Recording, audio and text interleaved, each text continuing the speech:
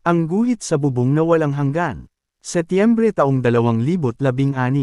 Silid sa itaas ng lumang paaralan, Katbalogan. Dear Kuya J. Ako si Neneng, cleaner noon sa ikatlong palapag ng lumang paaralan. May isang silid doon, sarado, may kandado, pero may basag na bintana kaya napapasok ang ulan. Walang gustong tumambay doon, pero ako, pinilit akong linisin yun bago magsimula ang pasukan. Pagpasok ko, basa ang sahig. May mga guhit sa bubong, parang sinulat gamit ang chalk pero hindi natatanggal. Habang nililinis ko, may isa akong napansin. May bagong guhit. At sa bawat dampi ko ng mop sa sahig, may letrang nadidagdag sa kisame. Hanggang sa mabuo ang mensahe. Mas mahigit, huwag mong tanggalin ang bakas ng tubig.